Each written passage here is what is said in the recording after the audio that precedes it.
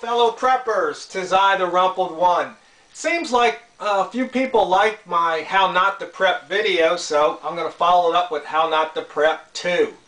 Okay, if you're watching this video, you've already made the decision, or about to make the decision, that you want to be a prepper. Okay? You've sized up the world and you said, you know what?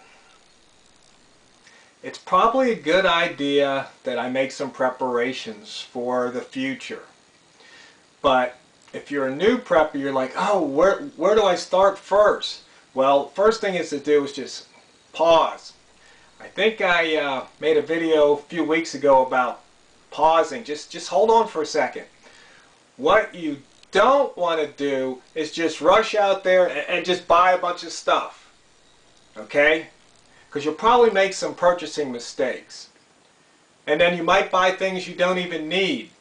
Or you might spend all your money and then realize, oops, I should have bought that. So pause. Think about it. And try to cover all the bases in an incremental fashion. For example, we need food and water. So, say you have 20 bucks. You go down to the store, you buy 5 pounds of rice, 5 pounds of beans, maybe 5 or 10 gallons of water. Okay, so now you look at it and you think, oh, I could probably survive a weekend with this right here. So you've got that prepped. Now let's look at another area. Okay, we probably need some type of shelter. So you're thinking, well, if I'm in my house, you know, I've got a roof over my head and I can stay warm that way. Maybe check to see if you got sleeping bags and blankets. You probably already have this. So, you know, just know where they are, make sure they're in good condition, clean, ready to go. Or you think, well, what if I have to leave? I might have to bug out. Okay, well, don't worry about putting this bug out bag together, you know, right now. Say, okay, you know, because chances are you could probably, you know, sleep in your car if you have to leave. You know, it might be a little uncomfortable, but at least you, once again, would have a roof over your head and you throw in that sleeping bag or blankets, then you can cover up so you stay warm for the night. Okay, what else do we have to do?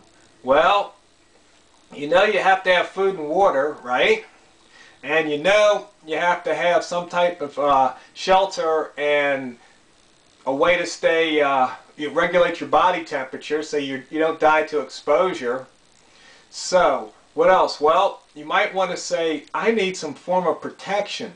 So, maybe you go out and you buy a shotgun, or maybe you get a sidearm, or maybe you decide you want a rifle. But you make that decision, but you're just not going to go out there and just, you know, buy all at once. You know, take time, ask friends, do some research, find out, maybe go to the shooting range, test out a few guns first. Maybe the first gun you buy off a friend used. Then you figure out what you like.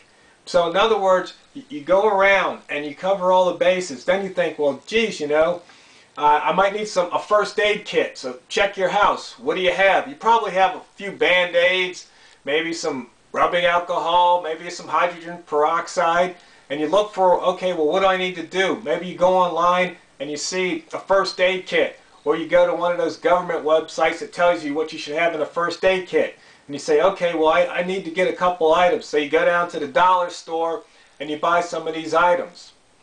So the whole idea is you want to do things in steps, build, like, you know, one at a time, and go around. Make sure you cover all the bases and don't just focus on, you know, like guns and ammos. Because, you know, come on, guys, we know we like guns and ammos.